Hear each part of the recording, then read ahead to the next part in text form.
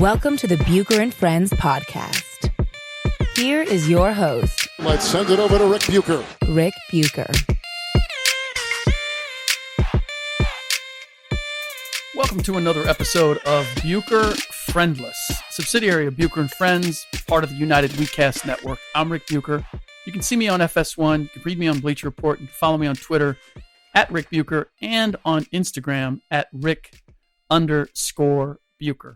Number of things I want to get to, but and I wasn't planning on starting with this, but I am just because of the attention that it has drawn since training camps, NBA training camps have opened, and that is actually started gaining attention beforehand, but it's become a subject now, and that is James Harden's one-footed shot from three-point range.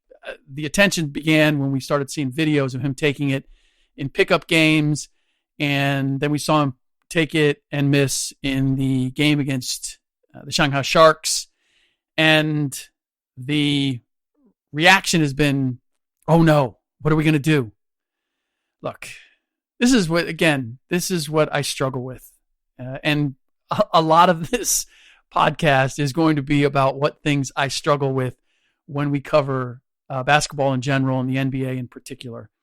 It just feels as if we don't, the intelligence level in how we cover it and how we parse the game, for all of the analytics and the deeper thinking that goes into it and the navel gazing and the microanalysis, it often feels as if we're dumber in the way we react to things. And maybe that's just me and looking at the reaction on social media and the echo chamber, and things all seem louder.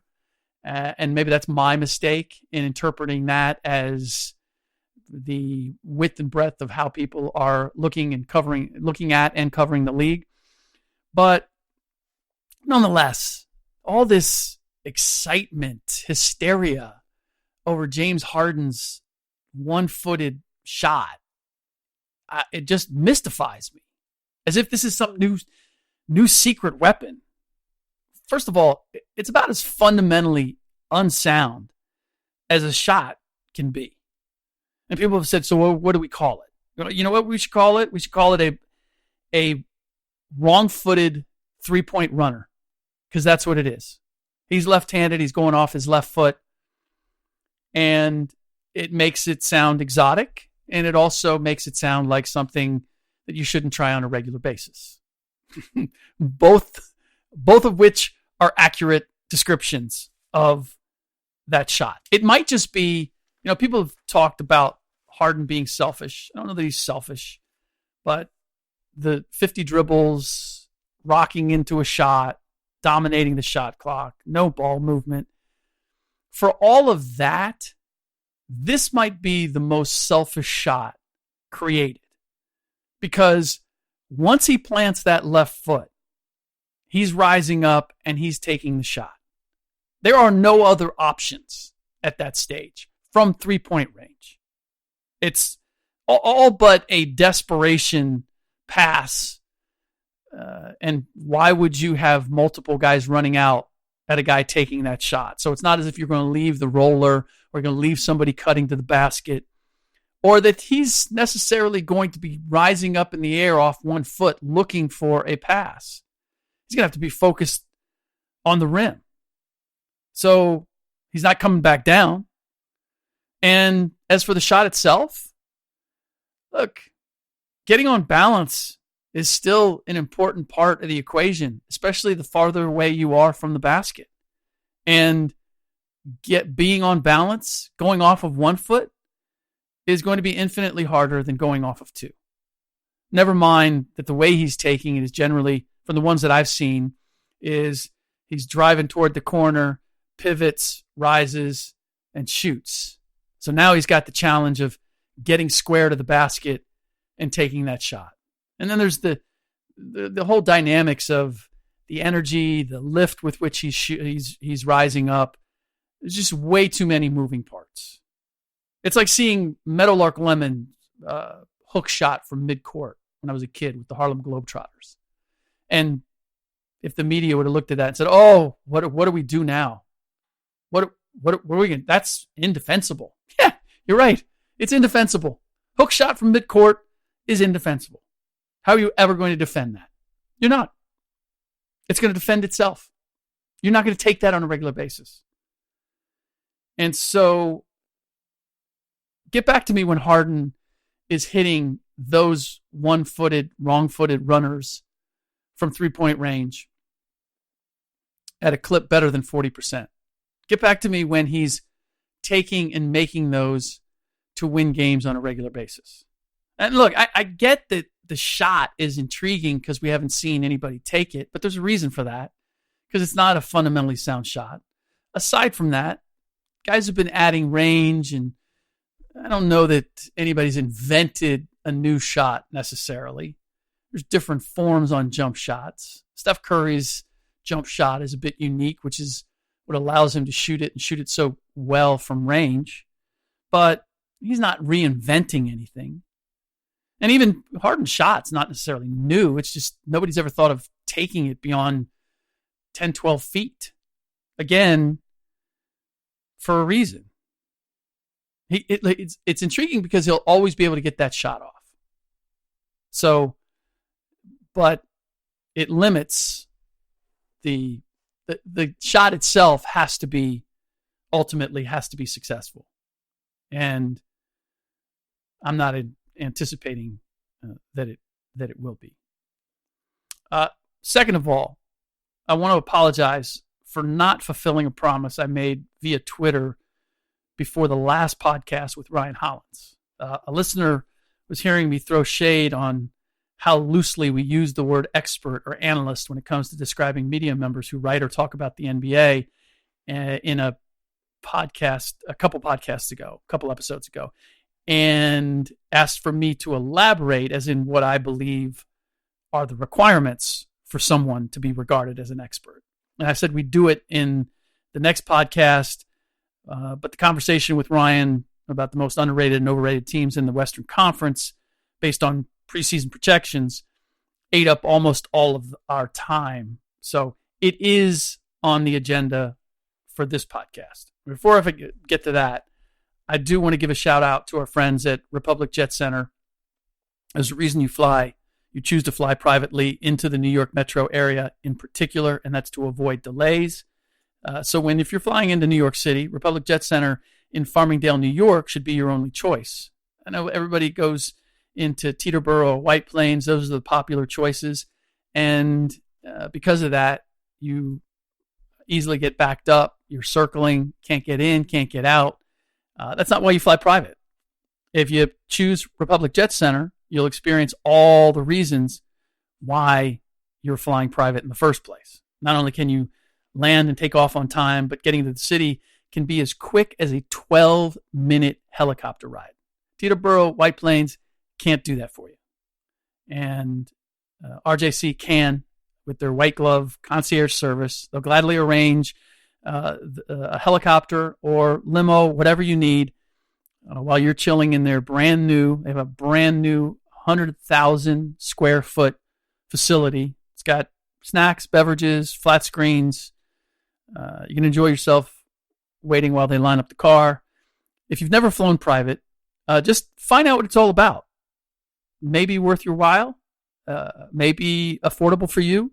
Go check out www.republicjetcenter.com. And for those who are already part of the private jet set, mention this ad and RJC will provide a discount on your refueling cost. Because as you know, if you fly private or if you have your own jet, I know that sounds kind of hoity-toity, but it's the refueling cost is what it's all about. And RJC will take care of you on that.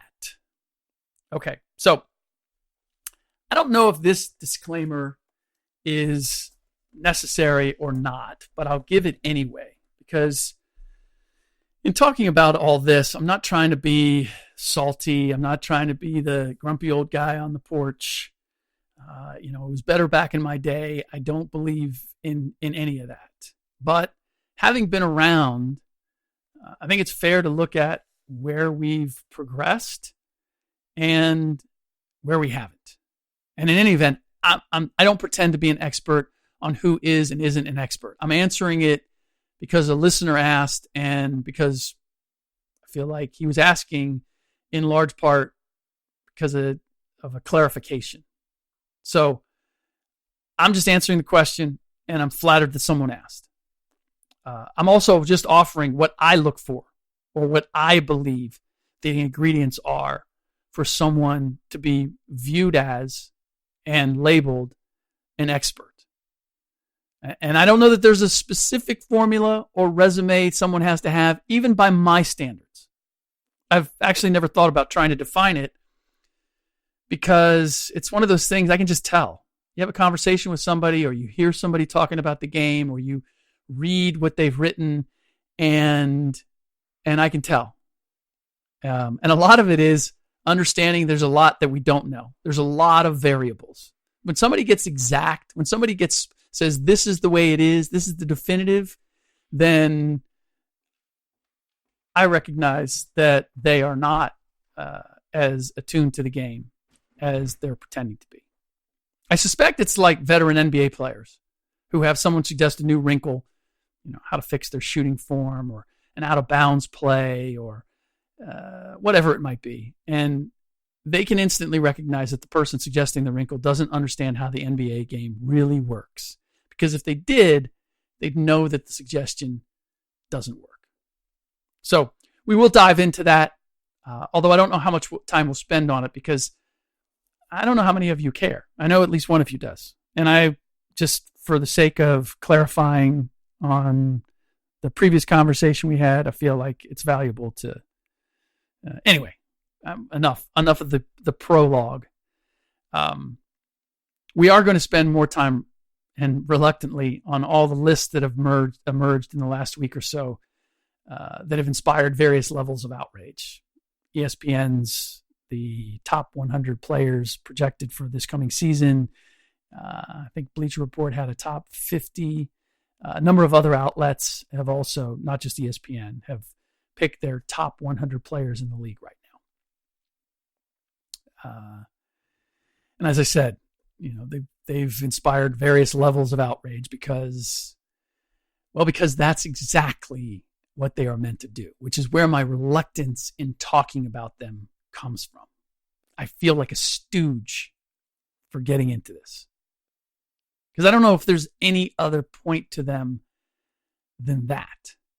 So as much as it grieves me that Bleacher Report, an outlet that I work for, would have Isaiah Thomas listed 47th, I believe it was, on the top 50 all-time players, behind George Gervin. And I don't know, there was a number of other guys. I stopped looking. Once I saw Isaiah that low, and then I saw Gervin, and I don't know, I'm sure Anthony Davis, or there's other guys listed ahead of him. As soon as I saw that, I stopped looking at it, because it just made me sad. Maybe a little angry, maybe a little sad.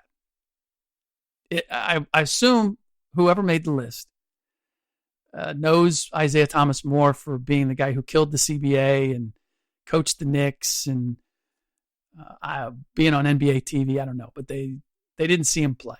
They certainly didn't see him win championships. So that you would have a George Gervin. George Gervin wouldn't even put himself ahead of Isaiah Thomas on the list. And this kind of gets to the heart of what I want to talk about when it comes to these lists. I don't want to debate how misinformed or misleading any of them are, or where guys are listed, because that's kind of the easy, low-hanging fruit. That's why they're made, for get us to talk about them, to click on them, and I refuse to play that game, because ultimately it doesn't mean anything. Like that list, ESPN's, how they order all these apple, oranges, and kumquats, first taking players from different positions on different teams and saying, this guy's better than this guy, it's pointless. There's no way that you can come up with a formula or a definitive way to assess these players fairly and make those kind of calculations. Not possible. Not possible. Or at least, I'll put it this way.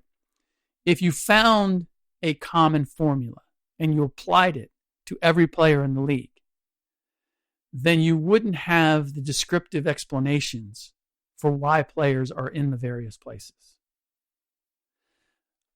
And that brings me to what I really want to talk about, which is how these lists are composed and why it's an insult that the exercise is even allowed. And look, I get it. I get why it's done. Bleacher Report built their platform on lists, on this very essence of sport, getting people to debate about their opinion versus someone else's. It's the heart of sports. I get it.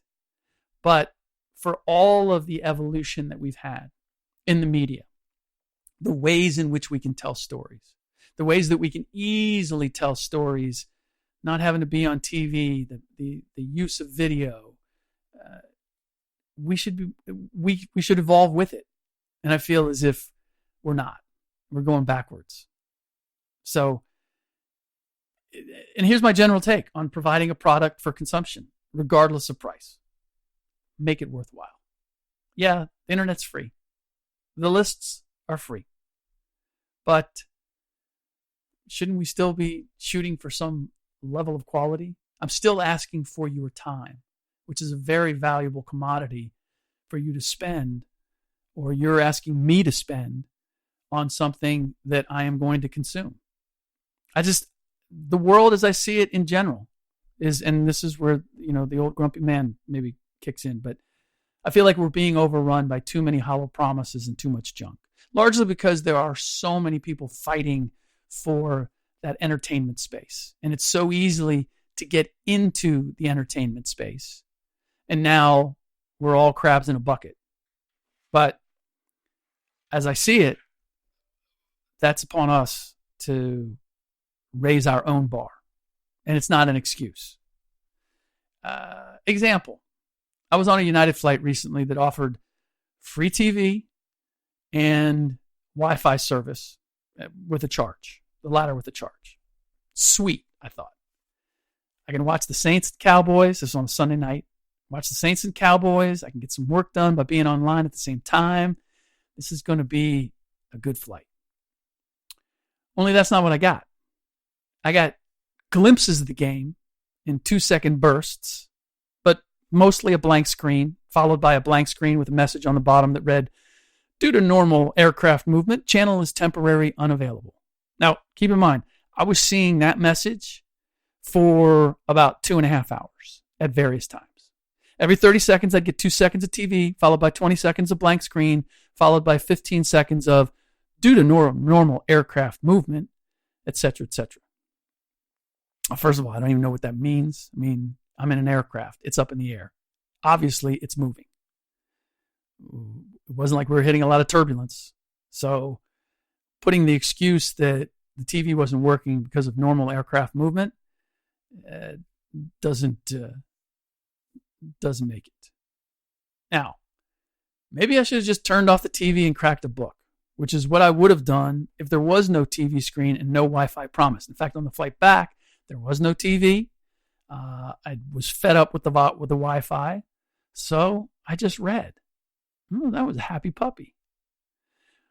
But here's the thing. The glimpses of action, the promise of what I could see, along with my own personal healthy curiosity about Dak Prescott, Teddy Bridgewater, and the potential of the Saints and the Cowboys, kept sucking me in. I kept checking the TV screen, hoping against hope that the problem was truly temporary and due to normal aircraft movement and would resolve itself.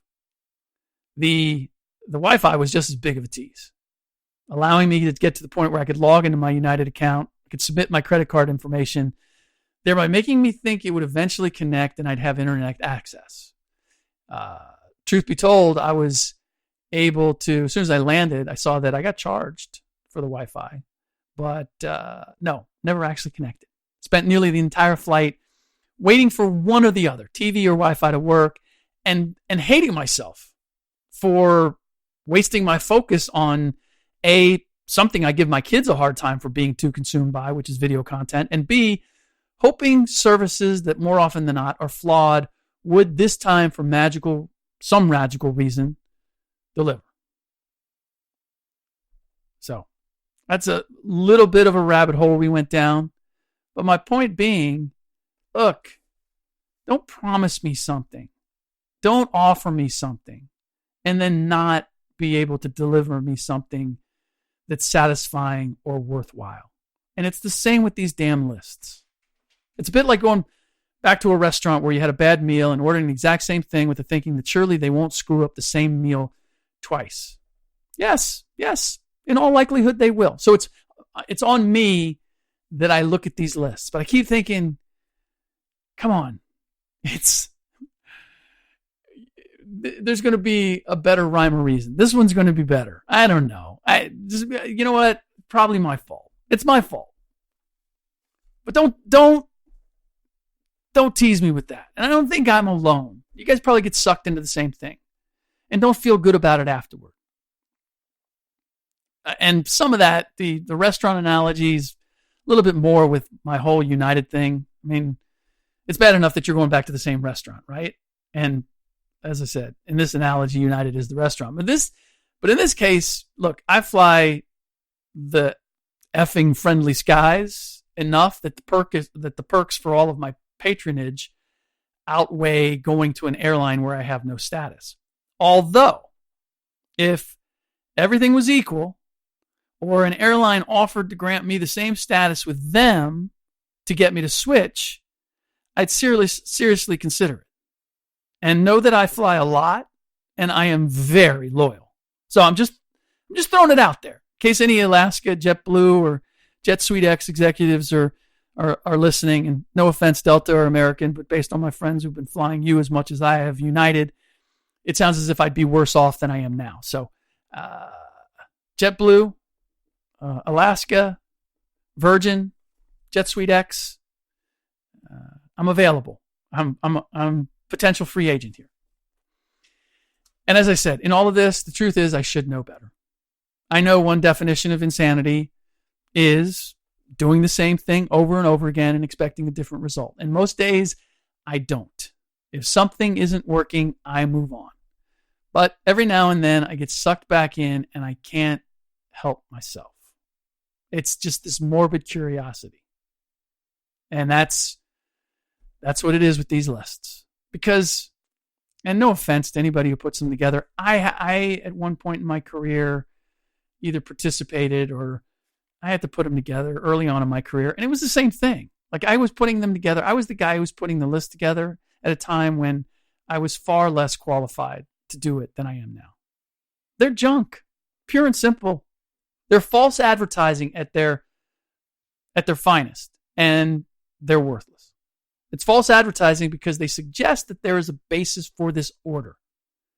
But how can there be a basis when, and I don't mean to bang on ESPN because they're not the only ones, but in the case of ESPN's top 100 players, they say it's a projection of who they think the top 100 players are going to be this season.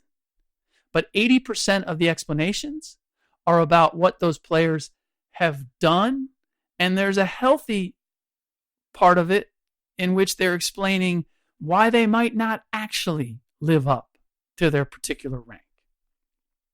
Now, this, by the way, is the 9th year my ESPN, my former employer, has put out this list, which means that they started doing it before I left. And I don't recall participating. But if I did, it was in the most cursory way possible. I was an ESPN, the magazine guy. My stuff would appear on ESPN.com, but we were, at that time, considered two separate entities.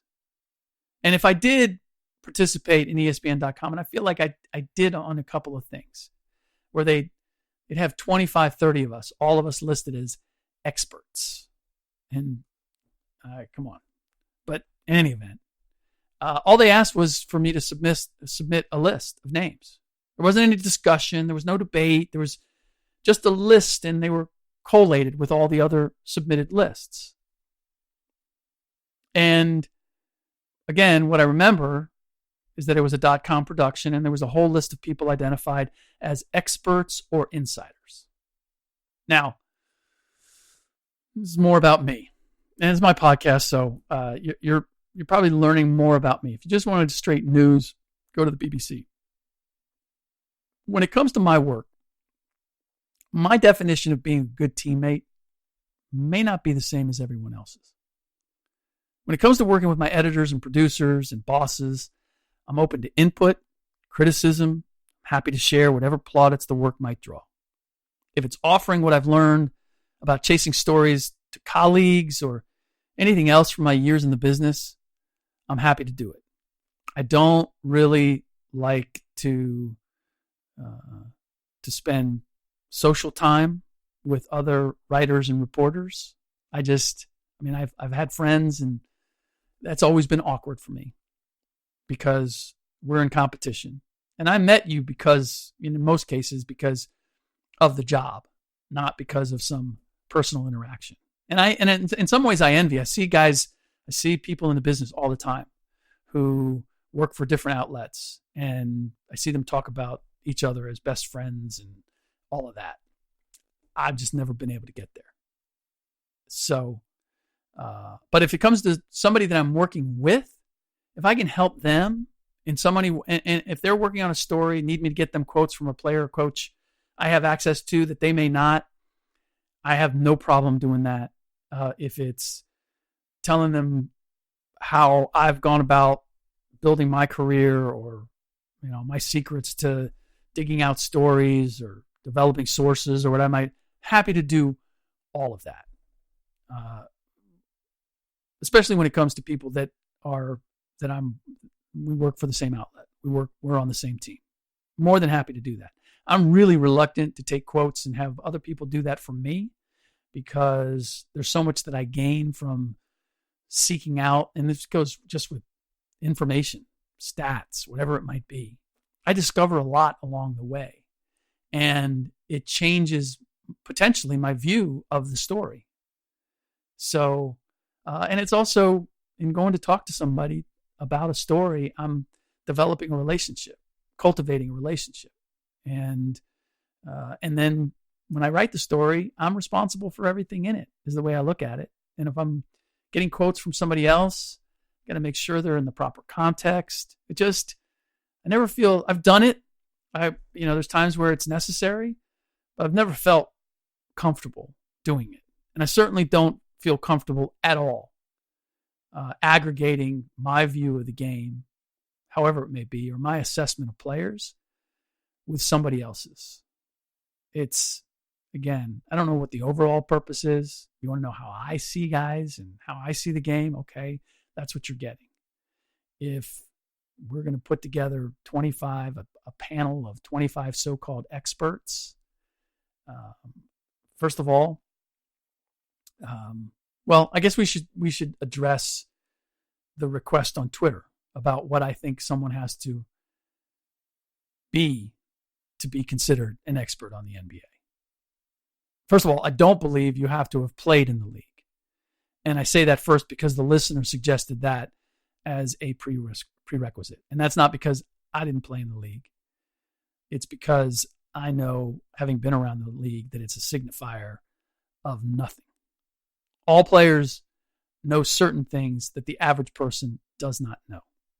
They've experienced the game firsthand at a very rare, unique level, though not in a way, from, again, my experience, that someone can't understand through a combination of comparison and close observation. How do I know that? Because I've tested it over and over again about what I see in the game and talking to people who are in the game, players, coaches, etc. And if my observation, with no input from anybody else, is accurate. And I consistently do that because I'm not always right. I don't always have it, but I've got a pretty good sense of how things work. And even to the point now where coaching my kids, I know what their jump shot form has to be. I know when their shots are off and why they're off and how to correct it. Now, does that mean that I shoot better than them at this stage? Whew. Not every day. And at this point, most days, they're better shooters than I am. That's the harsh reality. I've said it. I don't know if I said it here. My wife just did a triathlon. I may be, for the first time, I may be the worst athlete in my family. That's a humbling place to be. Still think I'm the best coach, though.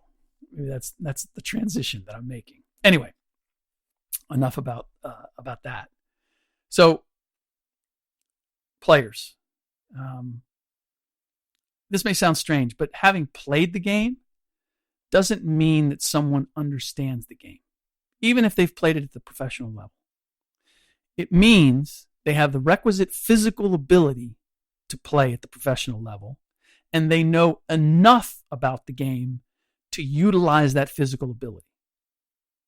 And there's a whole lot more to the game than that. The number of players who don't grasp the game beyond what their assigned duties are is much greater than you might imagine. I've been around way too many players who have a very limited scope of the game. It's really shocking at times. They see it strictly through the eyes of someone playing it. And while that gives them firsthand experience that is relatively rare, if that's all someone is working with, I'm not sure that is better than someone who is steeped in the game from pure X's and O's or even next level analytics. It's still one prism through which you're seeing the game. And that's not expertise. That's expertise in one particular vein. Truth is, I don't have a set list of characteristics someone must have to be an expert, because it requires understanding a lot of different aspects of the game and the league. And for the record, someone who is a college basketball expert isn't necessarily someone who understands the NBA. They are truly different games. I've covered the college game, and I understand how it differs from the pros. But I'd want to spend some quality time at games, college games, and talking to players and coaches before I'd claim any sort of expertise about the college game again. This I can tell you, massively inferior product. If you don't know that in watching the two games, we don't need to talk anymore. I got it. I know where you're coming from. And that's why I have a hard time watching it. To be clear, after spending several years doing a daily radio show, I'm in the process of reacquainting myself with certain aspects of the NBA that I simply didn't have time to stay up on. A lot of it's personnel, more like coaches, GMs, etc. But it's also aspects of the game and the way it's being coached and the talent coming in and how teams are utilizing it. Game has changed. James changed in a lot of ways. And that's the thing. Experts aren't granted tenure. The game and the league are constantly evolving. And what may have been true 10 years ago isn't necessarily true today. That's probably the best lesson that I received from moving away from the game, still covering the NBA, still writing about it, but not being steeped in it the way that I had previously, is I developed some holes in my game. I'll be honest. There were some things that were tried and true while I was covering it, or last when I covered it, that no longer applied. And I had to learn that harsh lesson on a number of levels, reporting about it, even the dynamics of that. So here's what I'd say about what it takes to be an expert on the NBA. Well, I don't think you must have played in the league. I do think you must have competed as an athlete in some form or fashion and had some sort of success. I don't see the value in being someone who rode the bench on their high school team and their high school team never won anything. It's better than nothing, but we're talking expertise, right? I learned the other day that my FS1 colleague, Colin Cowherd, was both the starting quarterback and point guard on his high school varsity teams. To my knowledge, Colin never competed at the collegiate level. I know Jason Whitlock, another one of my FS1 colleagues, played football at Ball State. Doug Gottlieb's collegiate basketball career is well known. I enjoy talking any and every sport with all three because they get the essence of what sport is about, regardless of the specific sport. And I can tell when someone understands competition from having been expected to deliver firsthand, to execute, to figure out when the game plan unravels, to be one of the key players on a team that is successful. And all the things that you learn from that. How instinctively you have teammates you trust, and ones you try to give them, you know what their limitations or capabilities are, and you utilize them within that. Doesn't mean you like them any more or less. It's just you have a sense of what they can and can't do, and you make decisions. Or how a really good opponent makes you execute in a way a lesser opponent doesn't, and that and pushes you to expand your game. And that if you can expand your game, that's how you get to the next level. If you can't, then you're stuck. Or how bad habits can develop from too much success. How scoreboard isn't always a reflection of how well you play. Or how setbacks, losses can actually be vital building blocks. What you learn from them that you can then take later and might inspire success. How you can hate a teammate or love a teammate for who they are as a person and feel entirely different about them when you're on the field or court. There's a lot you can extrapolate from playing at one level and then either competing or just observing the next level if you understand what the rudiments of success are, and if you ask questions, if you explore what's different. Generally, what I found is speed of the game. The timing of everything. You have to be able to do everything. You have to be able to cognitively recognize and react to everything faster. Now, we now have, by the way, not only a whole legion of writers and reporters who have not played, don't fit that first prerequisite that I suggested, and who analyze the game as if they were dissecting it with tweezers and a microscope, which is all good. But we also have a legion of fans who love digesting the remnants of their autopsy, as well as executives in respect to sports who relish the same autopsy. We have this whole subculture. And not to say there's anything wrong with it. In fact, probably smart when I think about it, is if you're going to get into the microanalysis and you're appealing to people who haven't played the game, but their way into it is through microanalysis, not feeling the game, as I think I might put it, but just seeing the game. That's a much greater audience. So it makes sense. It makes sense that there are plenty of people that are attracted by that. In any case, that's passed off as expertise at the highest level, even greater expertise. I think it's kind of moving back now, but there was definitely a period where analyzing the game was considered expertise well above and beyond having actually played the game. And as I said, playing the game doesn't make you an expert. But if you've played the game and you understand the game and you understand the dynamics, that is, for me, there's just a host of intangibles that breaking down videotape doesn't apply to. The statistics don't apply to. Because the intricacy of the examination is impressive. I mean, I like checking it out. I like somebody taking some tape of a play or a situation and getting into all the nuances. What I know about execution in sport, it's that it's rarely precise.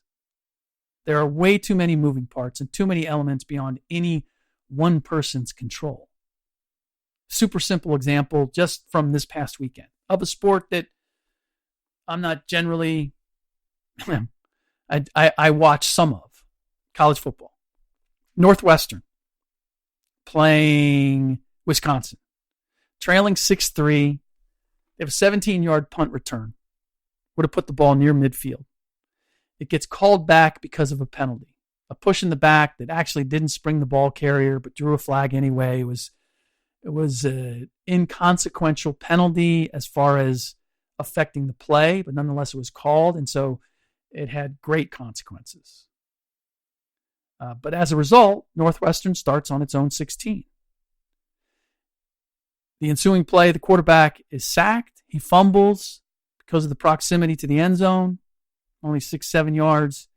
Ball squirts in the end zone. Wisconsin lineman dies on it. And Wisconsin now has a 14-3 lead. That's how sports work. Now, if you want to break down all of the elements on a particular play, why he was sacked, or what was done wrong when it came to the punt return, you can.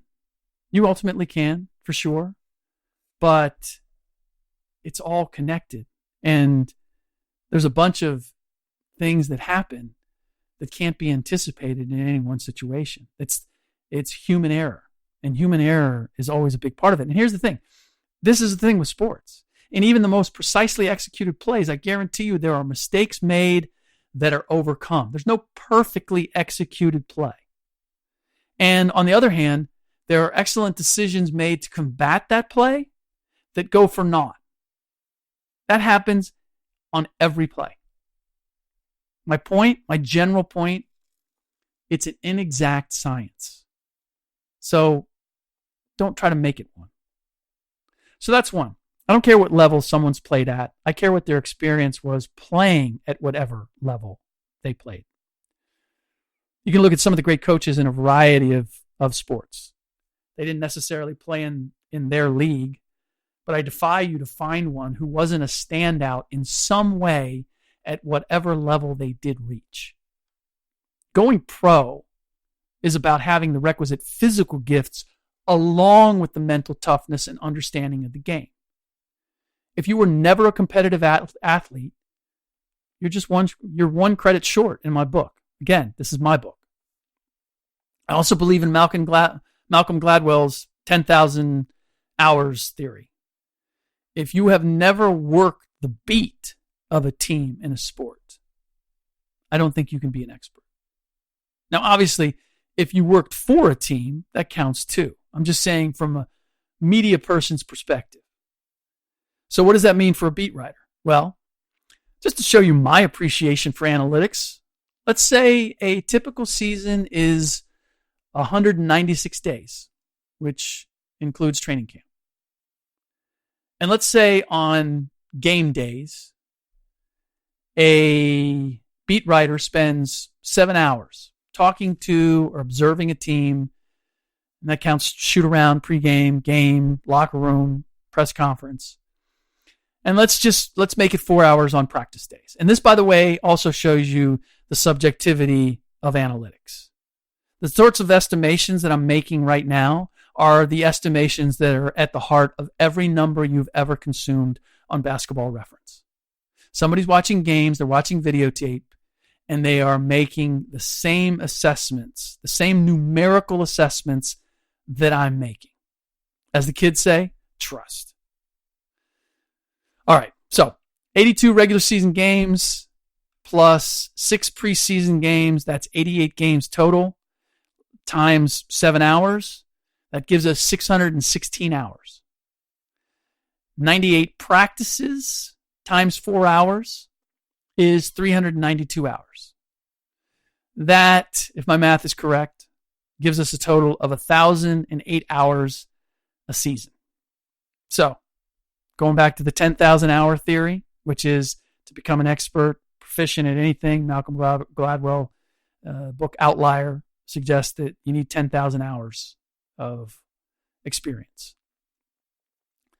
So that's a little over 1,000 hours a season, which means roughly a decade of working a beat gets you to expert level in that regard. If you add off-season national team coverage or playoffs, you probably can slice at least 2 or 3 seasons off. So in any event, hard to imagine from my experience, anyone with less than 5 years of beat work, it's hard to imagine them being anything close to uniquely insightful when it comes to the game. Former players who have never had conversations with anyone other than players, who have never had substantive conversations with anyone else in their organization, I'm not sure I'd fully trust their opinions on everything when it comes to the game either. And for non-players or team personnel, I don't care how much you read or how much film you watch or games you watch or time you spend interviewing subjects in the sport, there is an intrinsic value in being around an organization and watching firsthand how it operates. Because here's the thing about the game and the teams that play it. They're organic. They're a living organism. And how it grows, how it gets stronger, what makes it sick. I'm serious. There's only one way to learn all that, and that's by being around it and observing on a daily basis. There are teams that start out, they're well, they're healthy, their chemistry is good, their locker room, their vibe is sound. And then events occur, a cancer is discovered, and they become ill, and they fail. Now, once you've done that, once you've watched a team, and so this is why it's got to be multiple years, because generally, if you've covered a team for multiple years, you're going to see it go through the good times and the bad times. You're going to see it get healthy, and you're going to see it get sick, and you're going to see the dynamics that cause those two things and the different dynamics that can cause that. Once you've done that, you know what to look for when you look at another team. But if you've never done it, then you don't really know what to look for. You may be relying on your own personal experience on what makes your family dynamic, healthy, or sick. And some of that relates, but some of it doesn't. And if you're relying solely on what people tell you in talking to teams, then you're susceptible to, one, being misled, which happens more today than ever before. Or someone who their viewpoint is skewed. They have a skewed understanding of what works and what doesn't. And this may come as a shock to some of you, but not everyone working in the league knows what they're talking about. They act as if they do because that's part of keeping their place in the league. But think about where you work. Does everybody know how your business works? Or are there people who just know how to do their job? And that's about it. And if you ask them about somebody else's job, you'd be shocked at like, dude, you got no idea what their responsibilities are or what it takes to do that job. Those are the players who don't qualify as experts that I was referring to earlier. And there's no shame in that. For all we know, their attention is on other things more important to them, and rightfully so. Being a mother, a father, a brother, or sister, pursuing some other passion or interest, maybe even another field. It could be a dozen reasons. This again is all in the context of who do we trust in calling them an expert. I also believe you have to have spent some time around teams or people who have reached the mountaintop, who have won a championship. For without observing them and what they do, can you really know what is required to be successful? Can you tell the difference between what leaves a team short, what a team doesn't have, and what they must have? And again, talking to them doesn't necessarily provide all the answers. In some cases, they don't know exactly what made them successful. They're too wrapped up in chasing their goal to also observe themselves. A few reflective ones may be able to. And if you find one, you hold on to them and you listen to them whenever you can. But that's not everybody. That's a rare talent.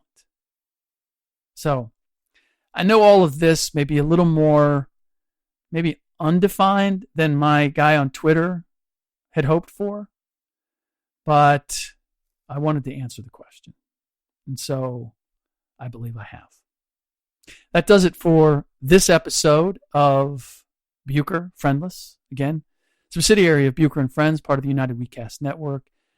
Please rate the show on iTunes, wherever you get your podcast. Just hit the stars and please leave us a comment. Let us know how we're doing, what we could do better. Happy to hear that.